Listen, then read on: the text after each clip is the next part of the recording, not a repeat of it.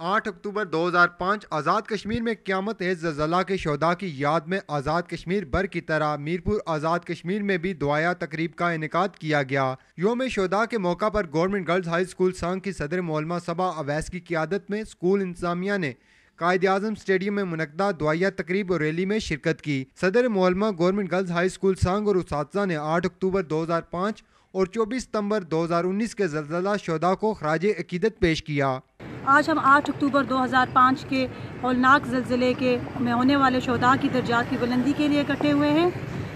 اپنے تعلیمی ادارہ جات میں دعا کے بعد ہم اسٹیڈیم میں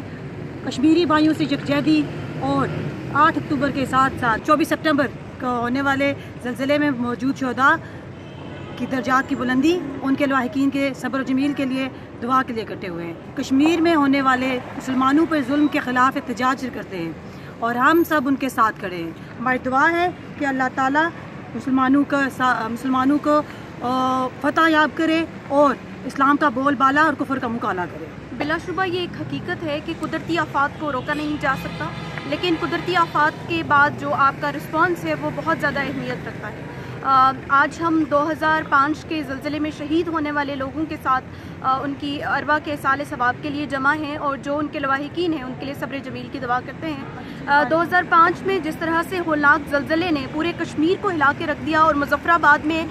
قیامت صغریٰ کا جو منظر تھا وہ آج تک اس کی تباہی اور اس سے ہونے والے اثرات سے ہم لوگ نکل نہیں پائے تھے کہ ابھی موجودہ 24 سپٹمبر کو جو میرپور میں زلزلہ آیا اور آپ نے دیکھا کہ بہت سارا مالی نقصان اور اس کے ساتھ ساتھ جانی نقصان بھی دیکھنے میں آیا، لیکن الحمدللہ میرپور کی عوام کا جو ہم نے اس میں رسپانس دیکھا اپنے بہن بھائیوں کے لیے، جس طرح سے والنٹریلی سب لوگ باہر آئے،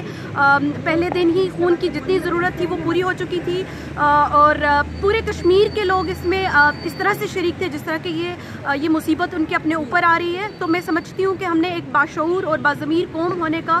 حق ادا کیا ہے۔ ابھی بھی جو لوگ اس سے متاثر ہوئے ہیں ہم ان کے ساتھ کھڑے ہیں اور انشاءاللہ ان کی مکمل بحالی تک اپنا بھرپور کردار ادا کریں گے۔ موجودہ حالات میں جس طرح سے مقبوضہ کشمیر کا آج 65ویں یوم کے باوجود کشمیری بہن بھائیوں کو کرفیو میں رکھ کے بھارت نے جو دنیا کو اپنا مکروہ چہرہ دکھایا ہے، اس کے بعد بھارت اپنی اخلاقی جوازیت کھو چکا ہے کشمیر کے مسئلے کے اوپر، اور میں سمجھتی ہوں کہ دنیا کی کوئی بھی طاقت کشمیریوں کو اس طرح سے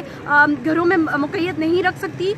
وہ خوراک اور ادویات سے محروم اس وقت اپنے گھروں میں محصور ہیں، ان کی قیادت کو نظر بند کر رکھا ہے اور یہ سب سے بڑی ظلم اور سب سے بڑی زیادتی ہے اس وقت، اور کشمیریوں پہ ہونے والے ظلم کے خلاف بھرپور احتجاج کرتے ہیں۔ 24